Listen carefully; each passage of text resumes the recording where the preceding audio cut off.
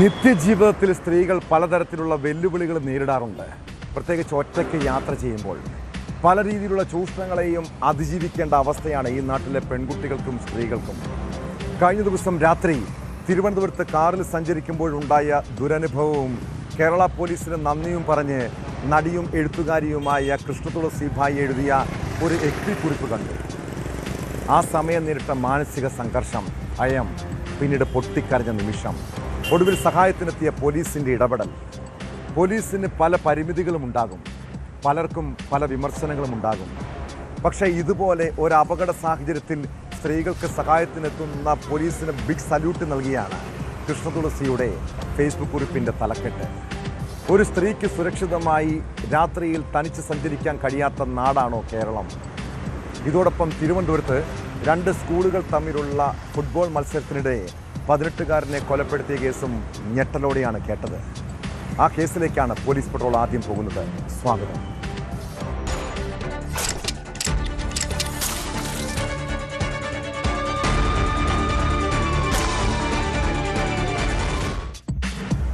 തിരുവനന്തപുരം ചെങ്കൽച്ചൂളയിൽ ഭർത്താവില്ലാതെ 2 മക്കളെ കഷ്ടപ്പെട്ട് വളർത്തിയ ഒരു അമ്മയുണ്ട്.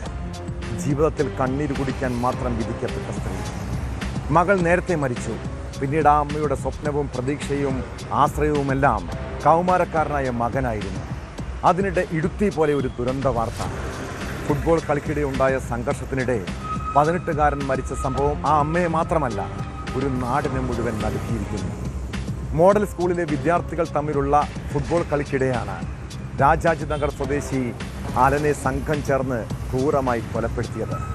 ആയുധം കൊണ്ട് നെഞ്ചിൽ കുത്തിയാണ് കൊലയാളികൾ ക്രൂരകൃത്യം നടപ്പാക്കിയത്.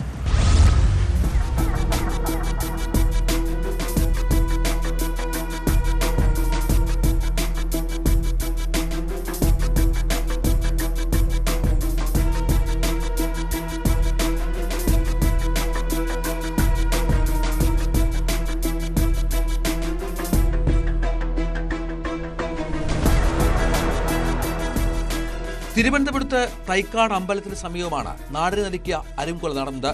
രാജാജി നഗർ സ്വദേശി അലനാണ് മോഡൽ സ്കൂളിലെ വിദ്യാർത്ഥികൾ തമ്മിലുള്ള തർക്കത്തെ തുടർന്ന് കൊല്ലപ്പെട്ടത്. ഫുട്ബോൾ കളിയുമായി ബന്ധപ്പെട്ടായിരുന്നു തർക്കം. രാജനഗറിൽ നിന്നുള്ള സംഘവും ജഗതി കോളനിയിൽ നിന്നുള്ള സംഘവും മുഖാമുഖം വന്നു. രാജനഗർ കോളനിയിലെ കുട്ടികൾക്കൊപ്പമായിരുന്നു അലൻ. ഇരുവിഭാഗങ്ങളും തമ്മിലുള്ള സംഘർഷത്തിനിടെ അലന്റെ നെഞ്ചിൽ ഹൃദയഭാഗത്തായാണ് കുത്തേറ്റത്.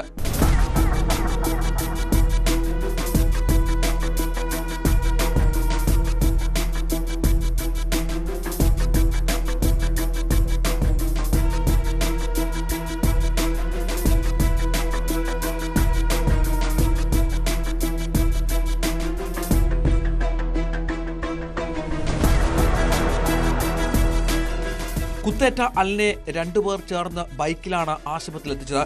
കുത്തേറ്റ ഉടൻ തന്നെ ആശുപത്രിയിൽ എത്തിച്ചുവെങ്കിലും ജീവൻ രക്ഷിക്കാനായില്ല. സ്കൂൾ യൂണിഫോം ധരിച്ച കുട്ടികളും സംഘത്തിൽ ഉണ്ടായിരുന്നുവെന്ന് ദൃക്സാക്ഷികൾ പറയുന്നു. കുട്ടികൾ തമ്മിലുള്ള തർക്കം പരിഹരിക്കാൻ എത്തിയവരാണ് ആക്രമണം നടത്തിയതെന്നാണ് സൂചന. എറണാകുളത്തെ ഒരു സ്ഥാപനത്തിൽ ജോലി ചെയ്യുന്ന അമ്മയുടെ ഏക ആശ്രയമായിരുന്നു ഈ 18-കാരൻ. അലന്റെ ഏക സഹോദരി നേരത്തെ മരിച്ചതാണ്.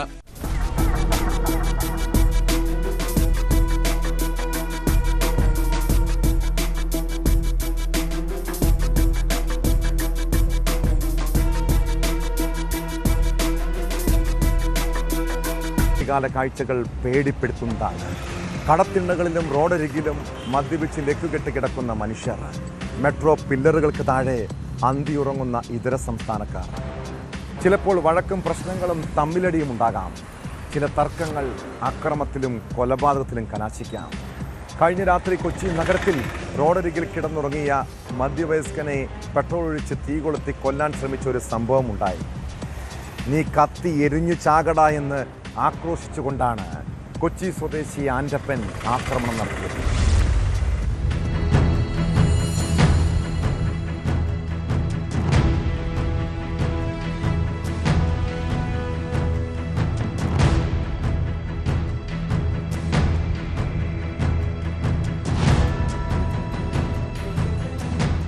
പിറവം കാരക്കോട് 5 സെന്റ് ഉന്നതിയിൽ നെല്ലിക്കുഴി വീട്ടിൽ ജോസഫ് മാത്യുവിന് നേരെയാണ് പുലർച്ചെ 1 മണിയോടെ കൊലപാതക ശ്രമമുണ്ടായത്. സഹോദരൻ അയ്യപ്പൻ റോഡിൽ മെട്രോ തൂറുകൾക്കിടയിലുള്ള സ്ഥലത്ത് കിടന്നുറങ്ങുകയായിരുന്നു ജോസഫ്. കടവന്ത്ര സ്വദേശിയായ ആൻ്റപ്പനാണ് ഇയാളെ പെട്രോളൊഴിച്ച് തീ കൊളുത്തിയത്. പ്രതിയായ ആൻ്റപ്പനെ കടവന്ത്ര പോലീസ് കസ്റ്റഡിയിലെടുത്തു. ജോസഫിന്റെ പോക്കറ്റിൽ നിന്ന് ആൻ്റപ്പൻ എടുത്ത പണം തിരികെ ചോദിച്ചതിന്റെ വിരോധമാണ് ആക്രമണത്തിന് കാരണം. ഉറക്കത്തിനിടെ പോക്കറ്റിൽ നിന്നും പണമെടുത്തപ്പോൾ ജോസഫ് ഉണർന്നു. ആൻ്റപ്പനും ഇയാളും തമ്മിൽ വാക്കേറ്റമുണ്ടായി. തുടർന്ന് ആൻ്റപ്പൻ സ്ഥലത്ത് നിന്ന് പോയി. കുറേ സമയത്തിന് ശേഷം തിരികെ എത്തിയ ആൻ്റപ്പൻ ഉറങ്ങിക്കിടന്ന ജോസഫിന്റെ ദേഹത്ത് പെട്രോൾ ഒഴിച്ച് തീ കൊളുത്തുകയായിരുന്നു. നാട്ടുകാർ വിവരമറിയിച്ചതിനെ തുടർന്നാണ് പോലീസ് എത്തി ആൻ്റപ്പനെ കസ്റ്റഡിയിലെടുത്തത്. ശരീരത്തിൽ 50% പൊള്ളലേറ്റ ജോസഫ് ഗുരുതരാവസ്ഥയിൽ ചികിത്സയിലാണ്. രണ്ടുപേരുടെയും ക്രിമിനൽ സാഹചര്യങ്ങൾ പരിശോധിക്കുകയാണെന്ന് പോലീസ് പറഞ്ഞു.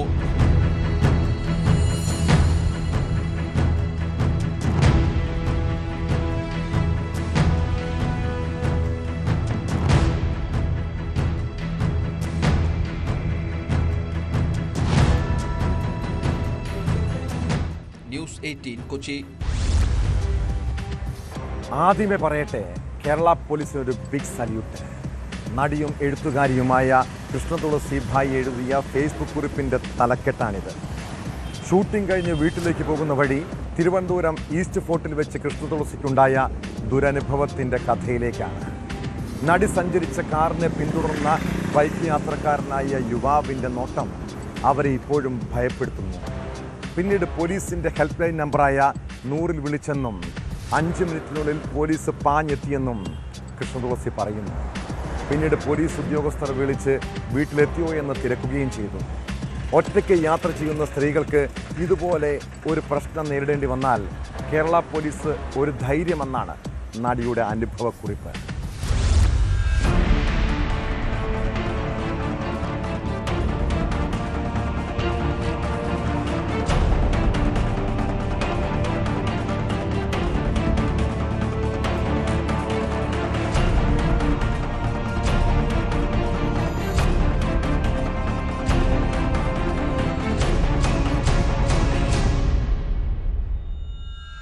കുറെ കാലമായി അങ്ങനെ ജീവിതാനുഭവങ്ങളൊന്നും സോഷ്യൽ മീഡിയയിൽ എഴുതുന്ന പതിവില്ല. പക്ഷേ എനിക്കുണ്ടായ ഈ ഒരു അനുഭവം പലർക്കും ഉപകാരപ്പെടുമെന്ന് തോന്നുന്നത് കൊണ്ട് മാത്രം എഴുതാമെന്ന് കരുതി. കുറച്ചു ദിവസം മുൻപ് രാത്രി ഏകദേശം 10:30 കഴിഞ്ഞിട്ടുണ്ടാകും. ഞാനും എൻ്റെ ഒരു സഹായിയും കൂടി ഷൂട്ട് കഴിഞ്ഞ് തിരികെ വീട്ടിലേക്ക് പോകുന്ന സമയം. ഈസ്റ്റ് ഫോർട്ട് കഴിഞ്ഞപ്പോൾ കാറിന്റെ ഉള്ളിലേക്ക് ബൈക്കിൽ വന്നൊരാൾ എത്തി നോക്കി. വണ്ടിയിൽ ഞങ്ങൾ 2 സ്ത്രീകൾ മാത്രം. അതോടെ അയാൾ ബൈക്കിൽ ഞങ്ങളെ ഫോളോ ചെയ്യാൻ തുടങ്ങി. തമ്പാനൂർ എത്താറായപ്പോൾ അയാൾ ഞങ്ങളുടെ തൊട്ടടുത്ത്. നല്ല സ്പീഡിൽ അയാൾ ഞങ്ങളെ ഫോളോ ചെയ്യുന്നു എന്ന് മനസ്സിലാക്കിയപ്പോൾ തന്നെ വലിയൊരു ഭയം മനസ്സിലുണ്ടായിരുന്നു. പിന്നീട് അത് ചെറിയൊരു ഭീതിയായി മാറി. ഒപ്പമുണ്ടായിരുന്ന സഹായിയായ സ്ത്രീയെ അവർ താമസിക്കുന്ന തമ്പാനൂർ ബസ് സ്റ്റാൻഡിന് സമീപം ഞാൻ ഇറക്കി. അപ്പോൾ അയാളും ബൈക്കിൽ എൻ്റെ കാറിന് സമീപമുണ്ട്. പെട്ടെന്ന് ഞാൻ നോക്കിയപ്പോൾ അയാൾ ഓടി വന്ന് എൻ്റെ വണ്ടിക്ക് ചുറ്റും നടക്കുന്നു. എന്നോട് ഗ്ലാസ് താഴ്ത്താൻ പറയുന്നു. എന്റെ ഡ്രൈവിംഗ് സീറ്റിനടുത്തുള്ള ഡോറിൽ അയാൾ തട്ടി. പിന്നെ അങ്ങോട്ട് ആകെ ബഹളം. കാറിൽ തട്ടിയുള്ള അയാളുടെ നിൽപ്പ് കണ്ട് എനിക്ക് ആകെപ്പാടെ ബോധം പോകുമെന്നാണ് ആദ്യം തോന്നിയത്. അപ്പോൾ കണ്ട ഒരു ഗ്യാപ്പിൽ ഞാൻ കാർ വേഗം മുന്നോട്ടെടുത്തു. അയാൾ മറ്റൊരു വണ്ടിയുടെ പുറകിൽ നിന്ന് വീണ്ടും എന്റെ അടുത്തെത്താൻ നോക്കുന്നത് അപ്പോഴാണ് ഞാൻ കണ്ടത്. എന്താണെന്നറിയില്ല, എന്തോ പെട്ടെന്ന് തോന്നിയ ഒരു ഉൾപ്രേരണയാൽ പെട്ടെന്ന് ഞാൻ ഫോൺ എടുത്തു. 100-ലേക്ക് ഡയൽ ചെയ്തു. വിളിച്ചപ്പോൾ തന്നെ ഒരു ലേഡി ഓഫീസറാണ് ഫോൺ എടുത്തത്. ഞാൻ അവരോട് പറഞ്ഞു, ഒരാൾ എന്നെ ഫോളോ ചെയ്യുന്നുണ്ട്, ബുദ്ധിമുട്ടിക്കുന്നുണ്ട്, എന്താണ് ചെയ്യേണ്ടതെന്ന് എനിക്കറിയില്ല എന്ന്. സത്യം പറഞ്ഞാൽ അത് പറഞ്ഞുകൊണ്ടിരിക്കുമ്പോൾ എനിക്ക് കരച്ചിൽ വന്നിരുന്നു. ഞാൻ അറിയാതെ ഒന്ന് വിതുമ്പി പോവുകയും ചെയ്തു. എവിടെയാണ് നിൽക്കുന്നതെന്നാണ് ലേഡി ഓഫീസർ അപ്പോൾ എന്നോട് ചോദിച്ചത്. ഞാൻ അവർക്ക് എൻ്റെ ലൊക്കേഷൻ പറഞ്ഞു കൊടുത്തു. ഉടൻ തന്നെ എനിക്കൊരു കോള് വന്നു. പോലീസിൽ നിന്നായിരുന്നു ആ കോള്. എവിടെയാണ് നിൽക്കുന്നതെന്ന് ആണ് എന്നോട് അവർ ചോദിച്ചത്. 5 മിനിറ്റിനുള്ളിൽ ഒരു പോലീസ് ജീപ്പ് എൻ്റെ അടുത്തെത്തി. ഞാൻ വണ്ടിക്കുള്ളിൽ നിന്ന് തന്നെ അവരോട് കാര്യങ്ങളൊക്കെ പറഞ്ഞു. ഞാൻ എന്നെ ഫോളോ ചെയ്ത അയാളെ ചൂണ്ടിക്കാണിച്ചു കൊടുക്കുകയും ചെയ്തു. 2 ഓഫീസർമാർ പോയി അയാളെ വിളിച്ചുകൊണ്ട് വന്നു. അവർ ചോദിക്കുമ്പോൾ അയാൾ പറഞ്ഞത് എനിക്കെന്തോ നോട്ടീസ് കൊടുക്കാൻ വന്നതാണെന്നാണ്. ഒരു സ്ത്രീയെ ബൈക്കിൽ ഫോളോ ചെയ്താണോ നോട്ടീസ് കൊടുക്കുന്നതെന്ന് ചോദിച്ചപ്പോൾ അയാൾക്ക് മിണ്ടാട്ടമില്ല. അതോടെ അയാൾ പോലീസുകാരെ ഭീഷണിപ്പെടുത്താൻ തുടങ്ങി. ഏതോ പോലീസ് ഓഫീസറെ അയാൾക്കറിയാമെന്നായിരുന്നു ആ ഭീഷണി. പോലീസ് ഓഫീസറെ അറിയുന്നത് കൊണ്ട് സ്ത്രീകളെ രാത്രി നീ ഫോളോ ചെയ്യുമോ എന്ന് പോലീസ് ഉദ്യോഗസ്ഥർ ആക്രോശിച്ചു. കേസ് എടുക്കണോ എന്ന് ഓഫീസർമാർ എന്നോട് ചോദിച്ചപ്പോൾ അയാളെ താക്കീത് ചെയ്ത് വിട്ടാൽ മതിയെന്ന് ഞാൻ പറഞ്ഞതോടെ നടപടിയൊന്നും പിന്നീട് സ്വീകരിച്ചില്ല. ആ ഓഫീസർമാർ എന്നോട് ധൈര്യമായി പോയിക്കൊള്ളാൻ പറഞ്ഞു. ഒരു 10 മിനിറ്റ് കഴിഞ്ഞപ്പോൾ വീണ്ടും എനിക്ക് പോലീസിന്റെ ഫോൺ കോൾ വന്നു. എല്ലാം ഓക്കെ അല്ലേ എന്നായിരുന്നു ആ ചോദ്യം. ഞാൻ വീട്ടിലെത്തി അല്പം കഴിഞ്ഞപ്പോൾ വീണ്ടും ഒരു ഓഫീസർ വിളിച്ചു. വീട്ടിലെത്തിയോ എന്ന് അന്വേഷിച്ചു. ഫോൺ കട്ട് ചെയ്യും മുൻപ് ആ ഓഫീസർ എന്നോട് ചോദിച്ചത് ഇങ്ങനെയായിരുന്നു: ഹാപ്പി അല്ലേ? അതെ എന്ന് ഞാൻ സന്തോഷത്തോടു കൂടിയാണ് മറുപടി കൊടുത്തത്. ഇങ്ങനെയൊരു ചോദ്യം നമ്മൾ നമ്മുടെ ജീവിതത്തിൽ അപൂർവമായി മാത്രം കേൾക്കുന്ന ചോദ്യമാണല്ലോ അല്ലേ? ഒറ്റയ്ക്ക് യാത്ര ചെയ്യുന്നവർക്ക് എവിടെയെങ്കിലും തനിയെ ഇതുപോലൊരു പ്രശ്നം നേരിടേണ്ടി വരുമ്പോൾ ധൈര്യമായി നമുക്ക് 100ലേക്ക് ഡയൽ ചെയ്യാം. എന്തെങ്കിലും പ്രശ്നങ്ങളിൽ ഒറ്റയ്ക്കായി പോയ സ്ത്രീകൾക്ക് കേരള പോലീസ് ഒരു ധൈര്യമാണ്.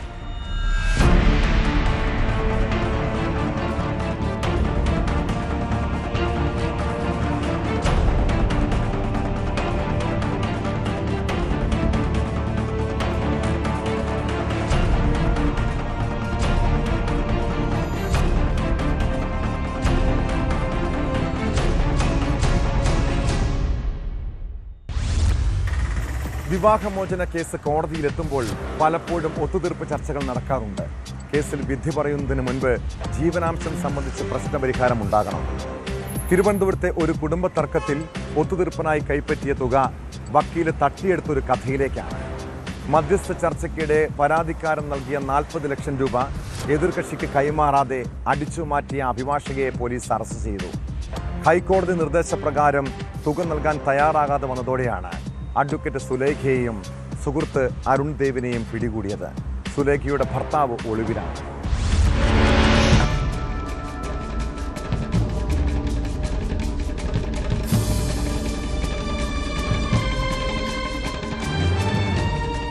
വിവാഹമോചന കേസിൽ കുടുംബ കോടതി മധ്യസ്ഥതയ്ക്കിടെ പരാതിക്കാരൻ നൽകിയ 40 ലക്ഷം രൂപ എതിർകക്ഷിക്ക് കൈമാറാതെ വ്യക്തിപരമായ ആവശ്യങ്ങൾക്ക് ഉപയോഗിച്ചെന്നാണ് പരാതി.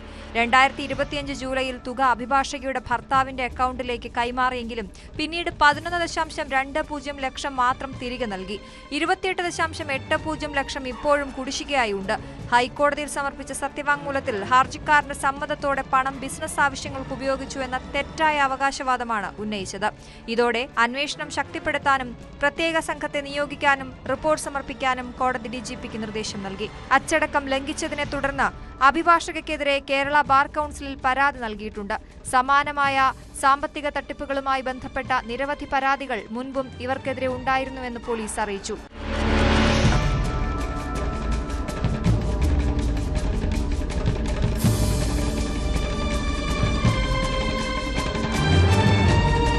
മുൻപ് ഹൈക്കോടതി അറസ്റ്റ് വാറന്റ് പുറപ്പെടുവിച്ചിരുന്നുവെങ്കിലും 10 ദിവസത്തിനുള്ളിൽ തുക തിരികെ നൽകുമെന്ന അഭിഭാഷകയുടെ അഭ്യർത്ഥനയെ തുടർന്ന് അറസ്റ്റ് നടപടി താൽക്കാലികമായി നിർത്തിവച്ചിരുന്നു.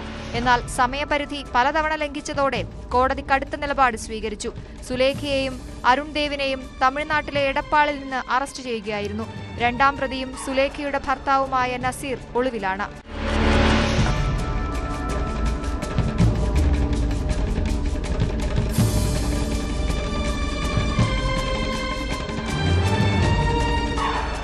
ന്യൂസ് 18 തിരുവനന്തപുരം. മലപ്പുറം പള്ളിക്കുത്ത് സ്വദേശിയും ഡൽഹിയിലെ വ്യവസായിയുമായ രതീഷ് വർഷങ്ങൾക്ക് ശേഷം സഹപാഠിയും നാട്ടുകാരിയുമായ യുവതിയെ ഫേസ്ബുക്കിൽ കണ്ടുമുട്ടുന്നു. നാട്ടുവിശേഷങ്ങളും പഴയ കഥകളുമൊക്കെ പറഞ്ഞ് അവർ സൗഹൃദത്തിലായി. കൂട്ടുകാരി സിന്ധു ആ സൗഹൃദം മുതലെടുത്ത് ഇടയ്ക്ക് പണം കടവാങ്ങാൻ തുടങ്ങി. അത് തിരികെ ചോദിച്ചപ്പോൾ ഭീഷണി.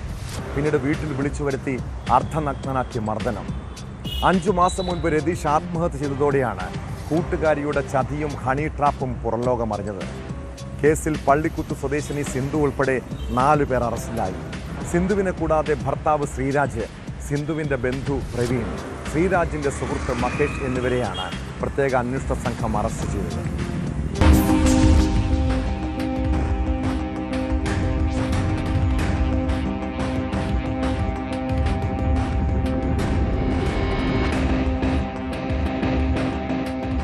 കഴിഞ്ഞ ജൂൺ 11-നായിരുന്നു സംഭവം. പള്ളിക്കുത്ത് സ്വദേശിയും ഡൽഹിയിൽ വ്യവസായിയും സ്ഥിരതാമസക്കാരനുമായ രതീഷ് പള്ളിക്കുത്തുള്ള വീട്ടിൽ വെച്ചാണ് ആത്മഹത്യ ചെയ്തത്. തുടർന്ന് എടക്കര പോലീസ് അസ്വാഭാവിക മരണത്തിന് കേസ് രജിസ്റ്റർ ചെയ്തു. രതീഷിന്റെ ബന്ധുക്കളുടെയും സുഹൃത്തുക്കളുടെയും മൊഴികൾ രേഖപ്പെടുത്തി നടത്തിയ അന്വേഷണത്തിലാണ് മരണപ്പെട്ട രതീഷ് ഹണി ട്രാപ്പിന് ഇരയായതായി സൂചന ലഭിച്ചത്. തുടർന്ന് നിലമ്പൂർ ഡിവൈഎസ്പി സാജു കെ എബ്രഹാമിന്റെ നേതൃത്വത്തിൽ പ്രത്യേക അന്വേഷണ സംഘം രൂപീകരിച്ച് നടത്തിയ അന്വേഷണത്തിലാണ് പ്രതികൾ പിടിയിലായത്. മരണപ്പെട്ട രതീഷും സിന്ധുവും ബന്ധുക്കളും സഹപാഠികളുമായിരുന്നു. സിന്ധു പലപ്പോഴായി പല ആവശ്യങ്ങൾ പറഞ്ഞ് രതീഷിൽ നിന്നും പണം കൈപ്പറ്റിയിരുന്നു. രതീഷ് പണം തിരികെ ആവശ്യപ്പെട്ടതോടെയാണ് പ്രശ്നങ്ങൾക്ക് തുടക്കമായത്. പണം തിരിച്ചു കൊടുക്കാതിരിക്കാനും രതീഷിൽ നിന്ന് കൂടുതൽ പണം തട്ടിയെടുക്കാനും വേണ്ടി സിന്ധുവും ഭർത്താവ് ശ്രീരാജും ചേർന്ന് പദ്ധതി തയ്യാറാക്കി. സഹായത്തിനായി മഹേഷിനെയും പ്രവീണിനെയും കൂടെ കൂട്ടി. സഹോദരന്റെ ഗൃഹപ്രവേശന ചടങ്ങിൽ പങ്കെടുക്കാൻ രതീഷ് നാട്ടിലെത്തിയ സമയത്ത് സിന്ധു പണം തിരികെ നൽകാമെന്ന് പറഞ്ഞ് 2024 നവംബർ 1 രതീഷിനെ വീട്ടിലേക്ക് വിളിച്ചു വരുത്തി. വീട്ടിലെത്തിയ രതീഷിനെ പ്രതികൾ മുറിയിൽ പൂട്ടിയിട്ട് മർദ്ദിച്ച് അവശനാക്കി. നഗ്ന വീഡിയോ പകർത്തി. തുടർന്ന് ശ്രീരാജും സിന്ധുവും രതീഷിനോട് കൂടുതൽ പണം ആവശ്യപ്പെടുകയും നൽകിയില്ലെങ്കിൽ വീഡിയോ വാട്സാപ്പ് ഗ്രൂപ്പുകളിൽ പ്രചരിപ്പിക്കുമെന്ന് പറഞ്ഞും ഭീഷണിപ്പെടുത്തി. രതീഷ് വഴങ്ങാതായപ്പോൾ ഭാര്യയ്ക്ക് പ്രതികൾ വീഡിയോ അയച്ചു കൊടുത്തു. മറ്റുള്ളവർക്കും വീഡിയോ അയച്ചു കൊടുക്കുമെന്നും പറഞ്ഞതോടെ മാനസിക സമ്മർദ്ദത്തിലായ രതീഷ് ആത്മഹത്യ ചെയ്യുകയായിരുന്നു. രതീഷിനെ ഭീഷണിപ്പെടുത്തി ചിത്രീകരിച്ച വീഡിയോകൾ പോലീസ് കണ്ടെടുത്തു. ഇത് കോടതിയിൽ ഹാജരാക്കും. പ്രതികൾക്കെതിരെ ആത്മഹത്യ പ്രേരണ, ഗൂഢാലോചന, ദേഹോപദ്രവം, പിടിച്ചുപറി തുടങ്ങിയ വകുപ്പുകൾ ചേർത്ത് അന്വേഷണം നടത്തും.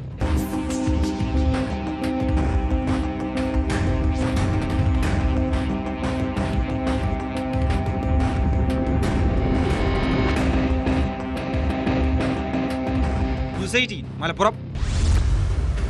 സ്വന്തം നാട് തിരുവനന്തപുരം കാഞ്ഞിരംകുളം. പേര് ഷിബു എസ് നായർ. നാട്ടിൽ ഇയാളൊരു കൊടും ക്രിമിനലാണ്. പോലീസുകാരെ ആക്രമിച്ചതടക്കം 40ഓളം കേസുകളിലെ പ്രതി. എന്നാൽ പരിചയമില്ലാത്തവർക്ക് മുന്നിൽ അയാൾ പല രീതിയിൽ പ്രത്യക്ഷപ്പെടും. വിധവകളായ സ്ത്രീകൾക്ക് ഷിബു പാസ്റ്ററാണ്. പ്രാർത്ഥനയും രോഗശാന്തി ശുശ്രൂഷയും നടത്താനെത്തി പണവും സ്വർണവും തട്ടിയെടുക്കുന്ന പണിയുമുണ്ട്. കഴിഞ്ഞ ദിവസം ഒരു പരാതിയെ തുടർന്ന് സ്റ്റേഷനിലേക്ക് വിളിച്ചു വരുത്തിയ ഷിബു അവിടെ കാട്ടിക്കുട്ടിയ പരാക്രമത്തെക്കുറിച്ച് അറിയണം. കാഞ്ഞിരംകുളം സ്റ്റേഷനിലെത്തി പോലീസ് ഉദ്യോഗസ്ഥനെ വെട്ടി പരിക്കേൽപ്പിച്ച കേസിൽ പ്രതിയെ പോലീസ് അറസ്റ്റ് ചെയ്തു.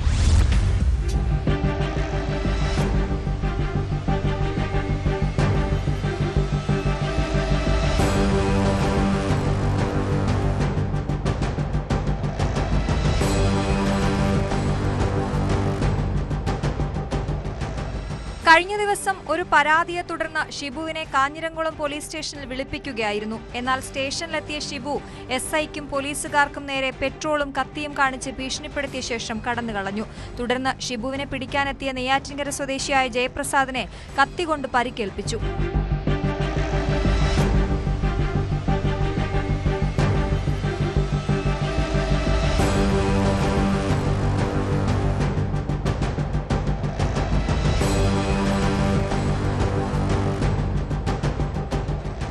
കാഞ്ഞിരംകുളം പോലീസ് സ്റ്റേഷന് പുറമെ കേരളത്തിലെ വിവിധ പോലീസ് സ്റ്റേഷനുകളിലായി 40ലധികം കേസിലെ പ്രതിയാണ് ഷിബു. പാസ്റ്റർ ചമഞ്ഞ് വയോധികരിൽ നിന്നും വിധവകളിൽ നിന്നും സ്വർണവും രൂപയും കവർന്ന കേസിലും പ്രതിയാണ്.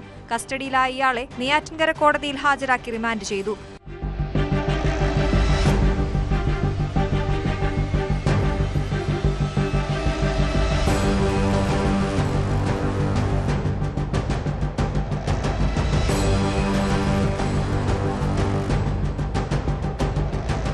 ന്യൂസ് 18 തിരുവനന്തപുരം. കോഴിക്കോട് കൊടിയത്തൂരിൽ കഴിഞ്ഞ രാത്രിയുണ്ടായ കൊട്ടേഷൻ ആക്രമണം. നാട്ടുകാരെല്ലാം നോക്കി നിൽക്കെ വാഹനത്തിലെത്തിയ 5 അംഗ സംഘം ഹോട്ടലിൽ നിന്നും ഭക്ഷണം കഴിച്ചിറങ്ങിയ യുവാക്കൾക്ക് നേരെ പാഞ്ഞെടുക്കുന്നു. പിന്നെ കൂട്ടയടി. ആളുകൾ ഓടിക്കൂടിയപ്പോഴേക്കും ക്രിമിനൽ സംഘങ്ങൾ രക്ഷപ്പെട്ടു. എന്നാൽ എന്തിനാണ് ആക്രമിച്ചതെന്ന് അടി കിട്ടിയവർക്ക് മനസ്സിലായില്ല. ആളുമാറിയുള്ള ആക്രമണമെന്നാണ് സൂചന. ആക്രമികളെ അവർക്ക് മുൻ പരിചയവുമില്ല. CCTV ദൃശ്യങ്ങൾ കേന്ദ്രീകരിച്ചാണ് പോലീസിന്റെ അന്വേഷണം.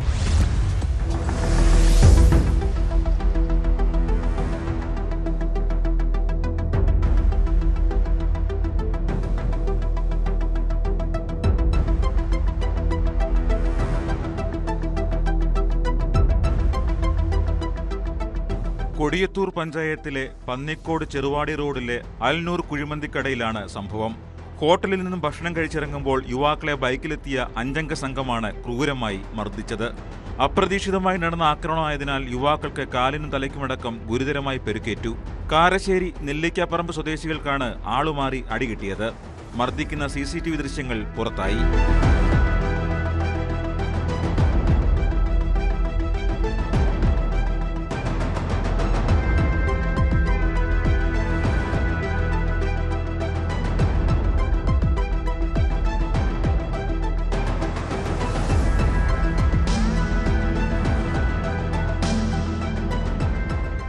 2 ബൈക്കുകളിലായി 5 സംഘം എത്തി തനിക്കൊക്കെ ഞങ്ങൾ ആരാണെന്നറിയാമോ എന്ന് ചോദിച്ച് മർദ്ദിക്കുകയായിരുന്നു.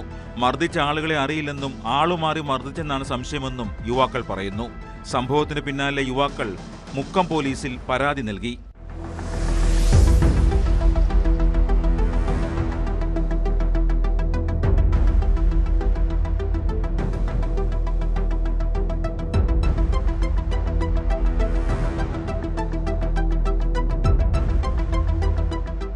ന്യൂസ് 18 കോഴിക്കോട്. ചില ബസ് ജീവനക്കാർ ഇപ്പോൾ സാമൂഹ്യ വിരുദ്ധരായി മാറുന്നുണ്ട്. പൊതുനിരത്തിലെ മരണപ്പാച്ചിലും മത്സരയോട്ടവും പിന്നെ തമ്മിലടിയും സ്ഥിരം കാഴ്ചയാണ്. കൊല്ലം കൊട്ടാരക്കരയിൽ നടു റോഡിൽ സ്വകാര്യ ബസ് ജീവനക്കാർ തമ്മിൽ ഏറ്റുമുട്ടിയത് സമയക്രമത്തെ ചൊല്ലിയാണ്. 2 ബസ്സുകളിലെ തൊഴിലാളികൾ തമ്മിലുള്ള വാക്കേറ്റം നിമിഷങ്ങൾക്കകം സംഘർഷത്തിൽ കലാശിക്കുകയായിരുന്നു. യാത്രക്കാരും നാട്ടുകാരും നോക്കി നിൽക്കെ കണ്ടക്ടറും റൂട്ട് മാനേജറും തമ്മിലായിരുന്നു കയ്യാങ്കളി.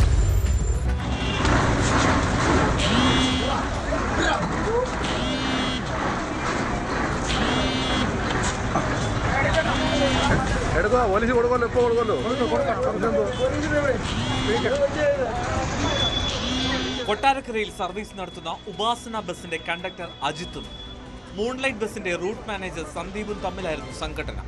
ഉച്ചയ്ക്ക് 1 മണിയോട് കൂടിയായിരുന്നു നാട് റോഡിൽ ഇരുവരും ഏറ്റുമുട്ടിയത്.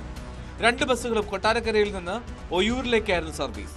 ചന്തമുക്കിൽ നിർത്തി യാത്രക്കാരെ കയറ്റിയിരുന്ന ഉപാസന ബസ് പിന്നാലെ എത്തിയ മൂൺലൈറ്റ് ബസ്സിലെ സന്ദീപുമായി സമയക്രമത്തെ ചൊല്ലിയുള്ള തർക്കം ശക്തമായതോടെയാണ് ഇരുവരും ഏറ്റുമുട്ടലിലെത്തിയത്.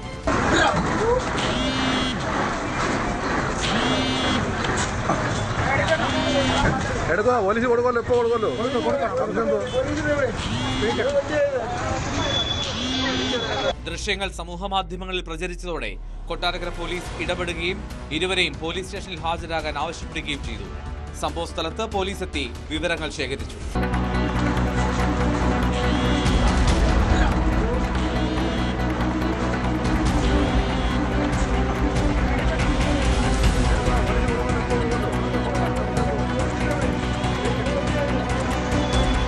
ന്യൂസ് 18 കൊട്ടാരക്കര. തിരുവനന്തപുരം വർക്കലയിൽ ശ്രീകുട്ടി എന്ന 19-കാരിയെ ട്രെയിനിൽ നിന്നും തള്ളിയിട്ട് കൊലപ്പെടുത്താൻ ശ്രമിച്ച സംഭവം ഞെട്ടലോടെയാണ് നമ്മൾ കേട്ടത്. ആ ഭീതിപ്പെടുത്തുന്ന കാഴ്ച പോലീസ് വീണ്ടും പുനരാവിഷ്കരിച്ചു. കേസിലെ പ്രതി സുരേഷുമായി തെളിവെടുപ്പിന് എത്തിച്ചപ്പോൾ അയാൾ ആക്രമണത്തെക്കുറിച്ച് പോലീസിനോട് തുറന്നു പറഞ്ഞു. പെൺകുട്ടിയെ ആക്രമിച്ച സംഭവവും താൻ റെയിൽവേ സ്റ്റേഷനിൽ എത്തിയതടക്കമുള്ള കാര്യങ്ങളും യാതൊരു ഭാവഭേദവുമില്ലാതെയാണ് പ്രതി പോലീസിനോട് വിശദീകരിച്ചത്.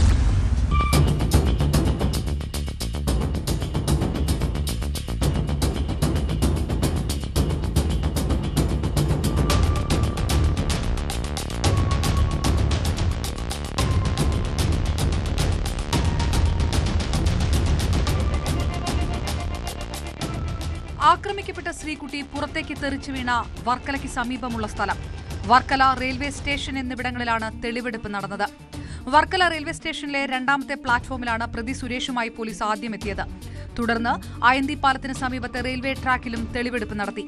സംഭവ ദിവസം നടന്ന കാര്യങ്ങൾ പ്രതി പോലീസിനോട് വിശദീകരിച്ചു.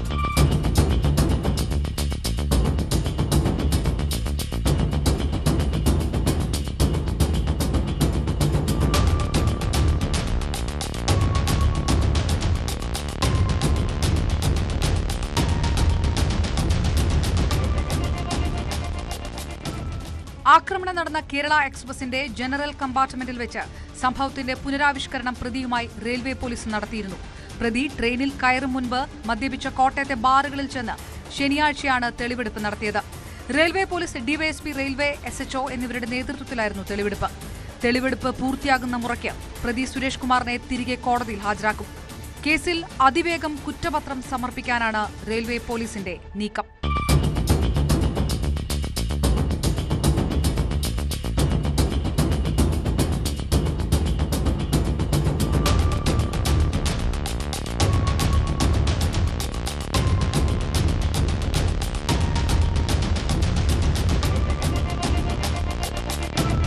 ന്യൂസ് 18 തിരുവനന്തപുരം. കണ്ണൂരിൽ BLO അനീഷ് ജോർജ് വീടിനുള്ളിൽ ജീവനൊടുക്കിയതിൻ്റെ കാരണം എന്താണ്? ജോലി സമ്മർദ്ദമോ അതോ CPMന്റെ ഭീഷണിയോ? BLO അനീഷിന് CPM ഭീഷണി ഉണ്ടായിരുന്നുവെന്ന് തെളിയിക്കുന്ന ശബ്ദരേഖ കോൺഗ്രസ് പുറത്തുവിട്ടു. CPM പ്രവർത്തകൻ റഫീഖ് ഭീഷണിപ്പെടുത്തുന്നുവെന്ന് അനീഷ് പറയുന്ന ശബ്ദരേഖയാണ് പുറത്തുവന്നത്. അതിനിടെ അനീഷ് ജോർജിന്റെ ആത്മഹത്യ ജോലി സമ്മർദ്ദം കാരണമല്ലെന്ന കളക്ടറുടെ റിപ്പോർട്ട് തള്ളി കുടുംബം രംഗത്തെത്തി. BLOയുടെ മരണവും SIR ജോലികളും തമ്മിൽ ബന്ധമില്ലെന്ന നിലപാടിലാണ് ജില്ലാ കളക്ടർ.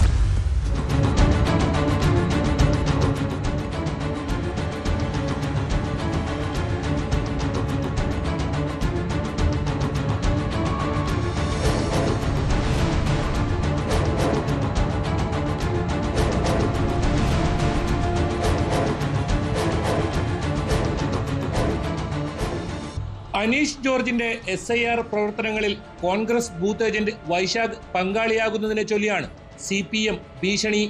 വൈശാഖ് വരരുതെന്നാണ് അനീഷ് ഫോണിൽ പറയുന്നത്. വന്നാൽ തടയുമെന്നും വലിയ പ്രശ്നമുണ്ടാകുമെന്നും സംഭാഷണത്തിലുണ്ട്. അവര് നമ്മൾ ലഘുലേഖകളെ കുറിച്ച് നമ്മൾ രാഷ്ട്രീയം പറഞ്ഞു ആരെങ്കിലും ഒന്നാമത് നിങ്ങളെ തായിലവർക്കൊന്നും അറിയില്ല. നിങ്ങൾ കോൺഗ്രസ് ആണോ CPM ആണോ നിങ്ങൾ ഏതാ പാർട്ടിന്ന് അവർക്കൊന്നും അറിയില്ല. പിന്നെ നിങ്ങളൊരു ഉദ്യോഗസ്ഥർ നിങ്ങൾ ഐഡന്റിറ്റി കാർഡ് എടുത്താലായിരുന്നു. നിങ്ങൾ ഗവൺമെന്റ് ഉദ്യോഗസ്ഥരാണ്. നമ്മൾ വോട്ട് ചെയ്യേണ്ട കാര്യങ്ങൾ നിങ്ങൾ പറയുന്നത് അത് കൊടുക്കുന്നു. നമ്മൾ നിങ്ങളെ പരിചയപ്പെടുത്തുന്നല്ലാണ്ട് പറഞ്ഞു ചെയ്തു. നമ്മൾ ആരെങ്കിലും രാഷ്ട്രീയം പറഞ്ഞ ഇല്ലല്ലോ. പിന്നെ ഒന്നാമത്തെ പ്രശ്നമായിട്ട് അവിടെ നമ്മളെ പറയുന്നെല്ലാം പറയുന്നുണ്ട്. അവര് പറയുന്ന പിന്നെ ഒന്നും ഇതാക്കൂല. അവര് ഞാൻ പറഞ്ഞത് അല്ല അത് ശരിയല്ല. നമ്മള് പിന്നെ BLA കളക്ടർ അങ്ങനെ എത്തിയിട്ടുള്ള BLA ആണ്. പിന്നെ നമ്മൾ ഒരു കൊടുത്തിട്ട് ആയതാണ്. പിന്നെ അപ്പൊ നിങ്ങൾ സഹായിക്കണം പറഞ്ഞിട്ട് മറ്റേ വില്ലേജ് ഓഫീസിൽ നിന്ന് വിളിച്ച് ഞാനോട് പറഞ്ഞ് നിങ്ങൾ പിന്നെ സഹായിക്കണം എന്ന് പറഞ്ഞിട്ടാണ് ഞങ്ങൾക്കും വരുന്നത്.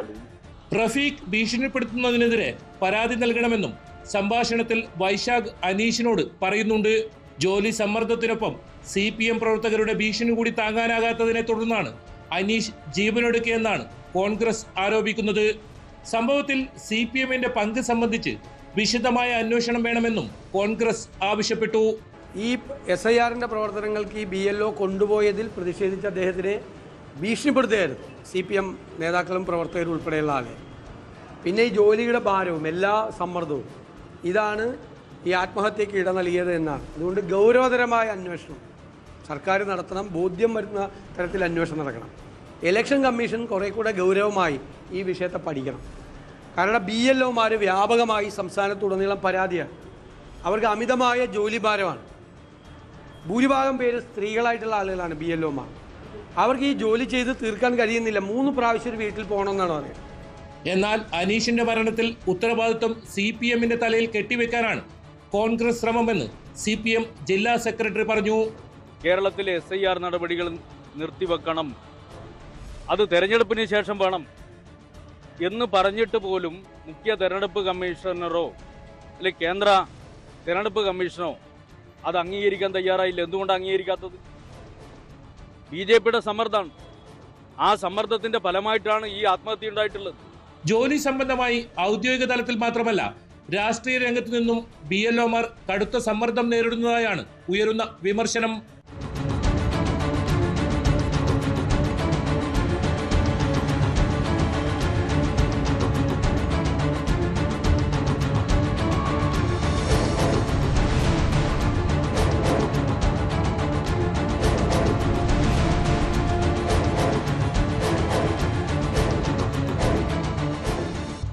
ന്യൂസ് 18 കണ്ണൂർ.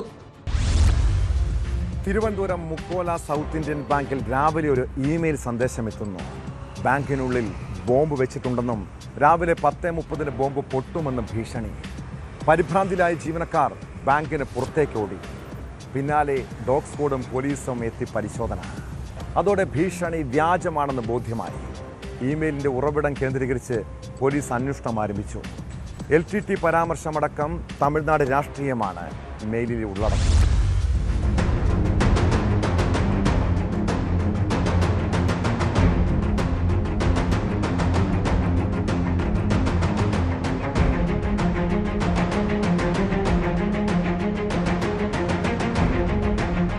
രാവിലെ 7ഓടെയാണ് ബാങ്കിൽ ഇമെയിൽ മുഖാന്തരം ഭീഷണി സന്ദേശം എത്തിയത്. ബാങ്ക് പ്രവർത്തനം ആരംഭിച്ച് 10 മണിയോടെയാണ് മാനേജർ സന്ദേശം കാണുന്നത്. ഇതോടെ ജീവനക്കാർ പരിഭ്രാന്തരായി പുറത്തേക്ക് ഇറങ്ങിയോടി.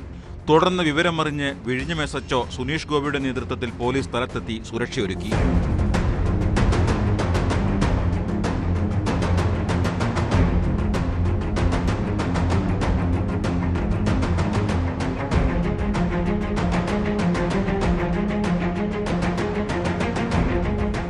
രഞ്ജൻ ബാബു @underworld.dog എന്ന മെയിൽ ID നിന്നുമാണ് സന്ദേശം അയച്ചിരിക്കുന്നത്. 10:30 ബോംബ് പൊട്ടുമെന്നും ജീവനക്കാർ ഉൾപ്പെടെയുള്ളവർ മാറണമെന്നുമായിരുന്നു സന്ദേശം. LTT പരാമർശമടക്കം തമിഴ്നാട് രാഷ്ട്രീയവും കത്തിലുണ്ട്. പരസ്പര ബന്ധമില്ലാത്ത കാര്യങ്ങളാണ് കത്തിലുള്ളതെന്ന് ബാങ്ക് അധികൃതർ പറഞ്ഞു. ബാങ്കിന് മുകളിൽ വിഴിഞ്ഞത്തെ തുറമുഖ കമ്പനിയിലേക്ക് ചരക്കു നീക്കം നടത്തുന്ന ഷിപ്പിംഗ് കമ്പനിയുടെ ഓഫീസ് പ്രവർത്തിക്കുന്നുണ്ട്. ഇവിടെയും ബോംബ് സ്ക്വാഡ് പരിശോധന നടത്തി.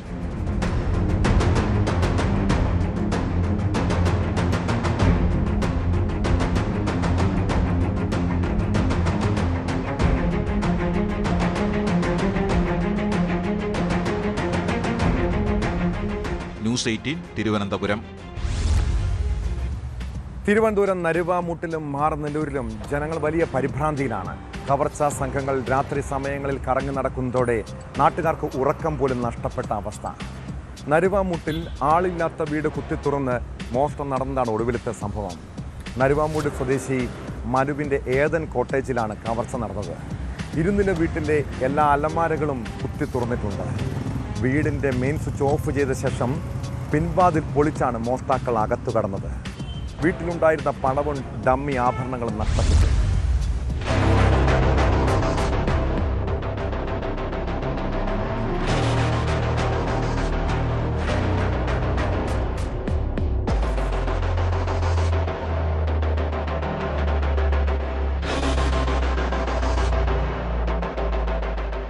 മുക്കം പാലമൂട് സ്വദേശി മനുവും കുടുംബവും വെട്ടുകാട് പള്ളിയിൽ പോയപ്പോഴായിരുന്നു സംഭവം. ഇന്നലെ രാത്രി 7 വരെ മനു വീട്ടിലുണ്ടായിരുന്നു. തുടർന്ന് വീട്ടിന് മുന്നിലെ ലൈറ്റുകളിട്ട ശേഷം മാറനല്ലൂരിലെ കുടുംബ വീട്ടിലെത്തി സഹോദരനും കുടുംബവും ഒന്നിച്ചാണ് വെട്ടുകാടേക്ക് പോയത്. തിരികെ രാത്രി 10 മണിയോടെ എത്തുമ്പോഴാണ് മോഷണ വിവരം അറിയുന്നത്. വീടിന്റെ മെയിൻ സ്വിച്ച് ഓഫ് ചെയ്ത ശേഷം പിൻവാതിൽ പൊളിച്ചാണ് മോഷ്ടാക്കൾ വീടിനുള്ളിൽ കടന്നത്.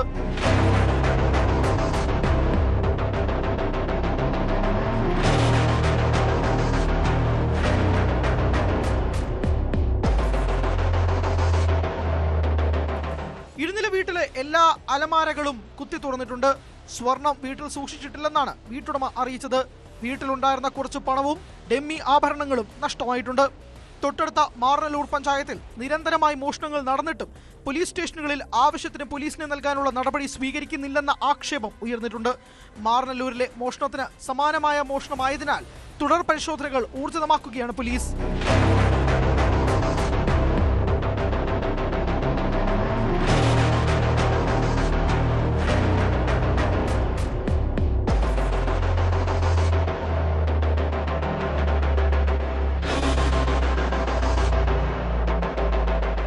ന്യൂസ് 18 തിരുവനന്തപുരം. തിരുവനന്തപുരം നെയ്യാറ്റിൻകരയിൽ നിർത്തിയിടുന്ന ചരക്ക് വാഹനങ്ങളിൽ നിന്ന് ഡീസൽ മോഷണം പോകുന്നത് പതിവാകുന്നു. നെയ്യാറ്റിൻകര വെള്ളറടയിൽ പുലർച്ചെയാണ് 3 ലോറികളിൽ നിന്ന് ഡീസൽ മോഷ്ടിച്ചത്. സമീപത്തുള്ള കട കുത്തിത്തുറന്ന് CCTV ക്യാമറയുടെ DVRും മേശയിൽ സൂക്ഷിച്ചിരുന്ന 4000ഓളം രൂപയും കവർന്നു. മോഷണം നടന്ന സ്ഥലത്തെ CCTVകളും ഫോൺ കോളുകളും കേന്ദ്രീകരിച്ച് പ്രതികൾക്ക് വേണ്ടി പോലീസ് അന്വേഷണം ഊർജിതമാണ്.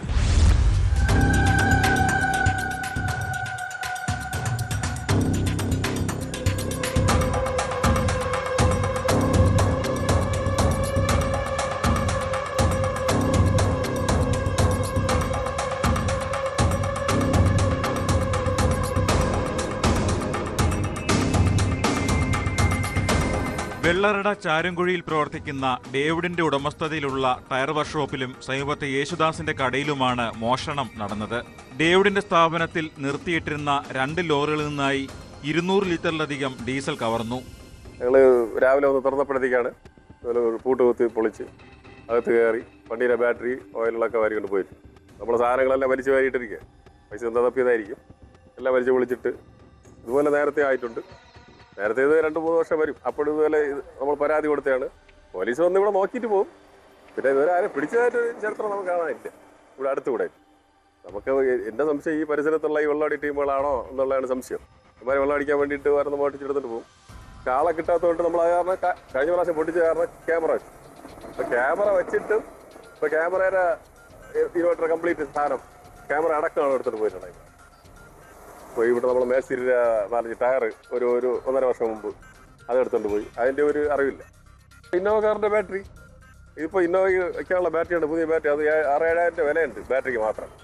സമീപത്തെ യേശുദാസിന്റെ കാർ വർക്ക്ഷോപ്പിലെ CCTV തകർത്ത ശേഷം ഇവിടെ ഉണ്ടായിരുന്ന ഇന്നോവ കാറിന്റെ ബാറ്ററിയും 25 ലിറ്ററോളം എഞ്ചിൻ ഓയിലും കവർന്നു. CCTV ക്യാമറയുടെ DVRും മേശയിൽ സൂക്ഷിച്ചിരുന്ന 4,000-ഓളം രൂപയും കവർന്നിട്ടുണ്ട്. യേശുദാസിന്റെ സ്ഥാപനത്തിൽ 1 വർഷത്തിനിടയിൽ ഇത്തരത്തിൽ നടക്കുന്ന 3ാമത്തെ മോഷണമാണിത്. 4 മാസം മുമ്പ് യേശുദാസിന്റെ കടയിലെ 2 ബാറ്ററികളും വാഹനങ്ങൾ ഉയർത്താൻ ഉപയോഗിക്കുന്ന ജാക്കികളും കവർന്നിരുന്നു. 1 വർഷത്തിനിടയ്ക്ക് 3ാമത്തെ പ്രാവശ്യമാണ് ഇത് സംഭവിക്കുന്നത്. എൻ്റെ കട കുത്തി തുറന്ന് പൂട്ടൊക്കെ പൊളിച്ച് അതിൻ്റെ ക്യാമറ ഫുട്ടേജ് എടുത്തു. ഡീസൽ മോഷണം, 2-3 ലോറിയിലെ ഡീസൽ മോഷണം. ഇന്നലെ ഞാൻ 2 മണിക്ക് ക്യാമറ ചെക്ക് ചെയ്തപ്പോൾ ഇപ്പോൾ ക്യാമറ ഓഫായി കിടന്നു. അപ്പോൾ 12 മണിക്ക് 10:30 മണിക്കൊക്കെ ആളുണ്ടായിരുന്നു ഇവിടെ. അത് കഴിഞ്ഞിട്ടാണ് സംഭവം നടന്നത്. ഇതിന് 3 പ്രാവശ്യവും ഇതുപോലെ 10-200 ഡീസൽ പോയി. 3 വണ്ടിയിലെ ഡീസൽ പോയി. ഇതിനു മുമ്പ് 3 പ്രാവശ്യം ആയി. തൊട്ടപ്പുറത്തുള്ള വർക്ക്ഷോപ്പിലുള്ള ബാറ്ററിയൊക്കെ മോഷണം പോയിരുന്നു.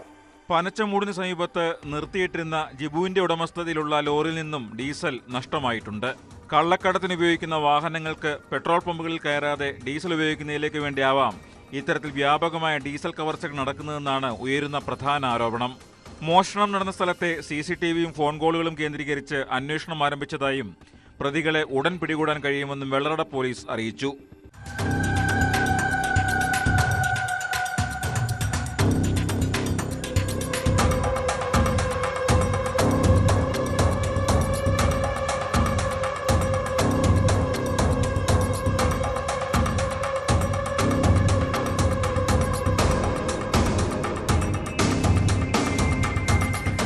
ന്യൂസ് 18 തിരുവനന്തപുരം. കൊല്ലം ചടയമംഗലത്ത് വൻ ലഹരി വേട്ട. ആഡംബര കാറുകളിൽ അർദ്ധരാത്രി സഞ്ചരിച്ച് രാസലഹരി കച്ചവടം നടത്തുകയായിരുന്ന 2 പേരെ എക്സൈസ് പൊക്കി. എക്സൈസിന്റെ അപ്രതീക്ഷിത പരിശോധനയിൽ MDMAയും കഞ്ചാവും കണ്ടെടുത്തു. ബംഗളൂരുവിൽ നിന്നാണ് ലഹരി എത്തിച്ചതെന്നാണ് പ്രതികളുടെ മൊഴി.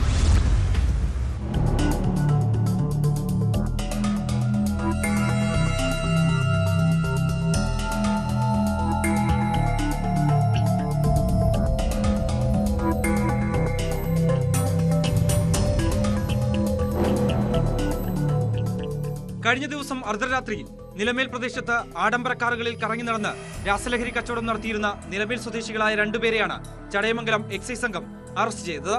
ചടയമംഗലം എക്സൈസ് റേഞ്ച് ഇൻസ്പെക്ടർ രാജേഷിന്റെ നേതൃത്വത്തിൽ നടത്തിയ പ്രത്യേക പരിശോധനയിലായിരുന്നു അറസ്റ്റ്. 14.2 ഗ്രാം MDMAയുമായി നിലമേൽ സ്വദേശികളായ 34 വയസ്സുള്ള മുഹമ്മദ് യാസിർ, 35 വയസ്സുള്ള മുഹമ്മദ് റാഫി എന്നിവരാണ് പിടിയിലായത്. ഇവർ സഞ്ചരിച്ച വാഹനവും എക്സൈസ് സംഘം കസ്റ്റഡിയിലെടുത്തു.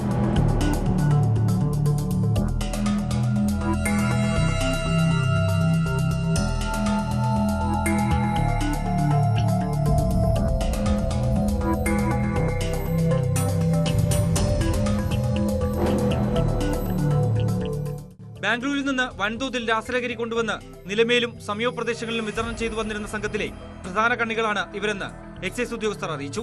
വിൽപ്പനയ്ക്കായി MDMA ചെറുപൊതികളിലാക്കി തയ്യാറാക്കുന്നതിനിടെ നടത്തിയ റെയ്ഡിലാണ് പ്രതികളെ പിടികൂടിയത്.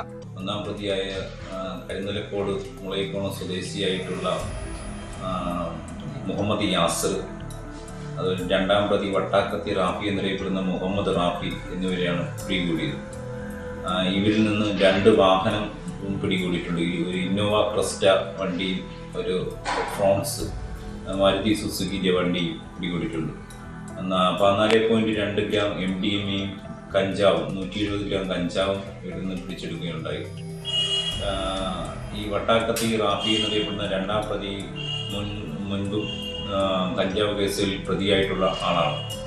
Preventive officer Sanilkumar, preventive officer grade Sabir, civil excise ഓഫീസർമാരായ ചന്തു, ബിൻസാഗർ, ശ്രേയസ്, ലിജി, സാബു എന്നിവരാണ് പ്രതികളെ പിടികൂടിയത്. കോടതിയിൽ ഹാജരാക്കിയ പ്രതികളെ റിമാൻഡ് ചെയ്തു.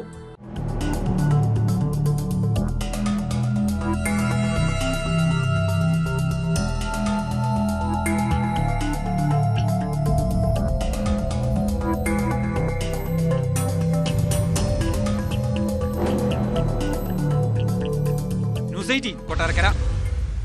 ശബരിമല സ്വർണ്ണക്കൊള്ളയിൽ നിർണായക പരിശോധന ആരംഭിച്ച പ്രത്യേക അന്വേഷണ സംഘം. ശബരിമല സന്നിധാനത്ത് തെളിവെടുപ്പ് ആരംഭിച്ചിരിക്കുകയാണ് SIT. സാമ്പിളുകൾ ശേഖരിക്കുന്നതിന് വേണ്ടി സ്വർണ്ണപ്പാളികൾ ഇളക്കി മാറ്റിയിട്ടുണ്ട്. ഹൈക്കോടതിയുടെ നിർദ്ദേശപ്രകാരമാണ് നടപടി.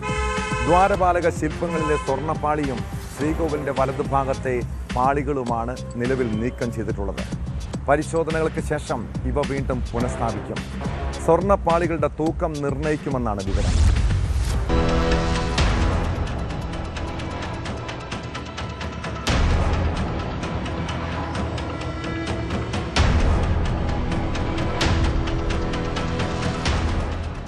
വളരെ സുപ്രധാനമായ നടപടികളാണ് ഇന്ന് SITയുടെ ഭാഗത്ത് നിന്ന് ഉണ്ടായത്. ദ്വാരപാലക ശില്പങ്ങൾക്ക് താഴെയുള്ള പീഠങ്ങളും കട്ടളപ്പാളിയും അതോടൊപ്പം തന്നെ ശ്രീകോവിലിന് വശങ്ങളിലെ 4 തൂണുകളിലെ പാളികളുമാണ് അഴിച്ചെടുത്തത്. ഇനി ഇതിന്റെ അളവ് തൂക്കം നോക്കിയ ശേഷമായിരിക്കും പുനഃസ്ഥാപിക്കുക. സ്പെഷ്യൽ ഇൻവെസ്റ്റിഗേഷൻ ടീം SP ശശിധരന്റെ നേതൃത്വത്തിലുള്ള സംഘം കഴിഞ്ഞ ദിവസം തന്നെ സന്നിധാനത്ത് എത്തിയിരുന്നു.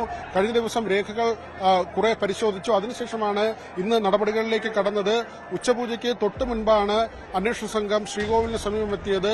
നട അടച്ചതോടുകൂടി തന്നെ പാളികളെല്ലാം അഴിച്ചുമാറ്റിയുള്ള നടപടികൾ പൂർത്തിയാക്കുകയും ചെയ്തിരുന്നു. വളരെ രാഷ്ട്രീയ പ്രാധാന്യം കൂടിയുള്ള ഒരു സമയത്താണ് കാര്യങ്ങൾ നടക്കുന്നതെന്ന പ്രത്യേകത കൂടിയുണ്ട്. തദ്ദേശ തിരഞ്ഞെടുപ്പ് അതിന്റെ പ്രചരണ പ്രവർത്തനങ്ങൾ സംസ്ഥാന വ്യാപകമായി നടക്കുമ്പോഴാണ് ഇത്തരമൊരു നടപടി. അതിന് കാരണവുമുണ്ട്.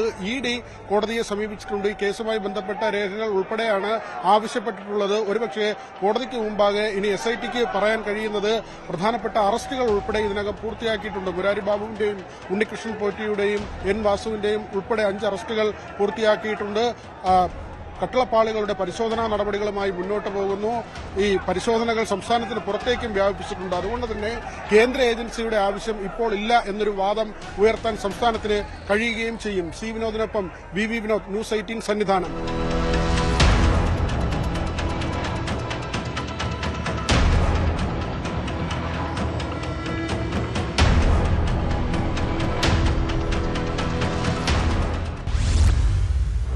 ഹാപ്പി അല്ലേ? ഇങ്ങനെയൊരു ചോദ്യം നമ്മുടെ ജീവിതത്തിൽ അപൂർവമായി മാത്രം കേൾക്കുന്നതാണല്ലേ? നിങ്ങളുടെ പ്രിയപ്പെട്ടവരോ സുഹൃത്തുക്കളോ സഹപ്രവർത്തകരോ ഇങ്ങനെ ചോദിക്കാറുണ്ടോ? ഇനി അങ്ങനെ ചോദിച്ചാൽ എന്തായിരിക്കും മറുപടി? കുഴപ്പമില്ല. പൊതുവെ മലയാളികൾ പറയുന്നത് ഇതാണ്. കാരണം ഒരു കാര്യത്തിലും നമ്മൾ തൃപ്തരല്ല. നിങ്ങളുടെ പങ്കാളി ഒരു വസ്ത്രം വാങ്ങി നൽകിയാലോ ഭക്ഷണം ഉണ്ടാക്കി തന്നാലോ നിങ്ങളിൽ എത്ര പേർ അത് കൊള്ളാമെന്ന് പറയാറുണ്ട്, അല്ലെങ്കിൽ ഞാൻ ഹാപ്പിയാണെന്ന് പറയാറുണ്ട്? ആ ഒരു വാക്കുണ്ടല്ലോ, അത് കേൾക്കുന്നവരിൽ സന്തോഷമുണ്ടാക്കുന്നതാണ്. ഇങ്ങനെ ഉറ്റവർക്കും കൂട്ടുകാർക്കുമെല്ലാം സന്തോഷം പകരുന്ന മനോഭാവം നമുക്കുണ്ടാകണം. അപ്പോൾ നിങ്ങളും ഹാപ്പിയല്ലേ? ഇതോടെ പോലീസ് പട്രോൾ പൂർണ്ണമാകുന്നു. നമസ്കാരം.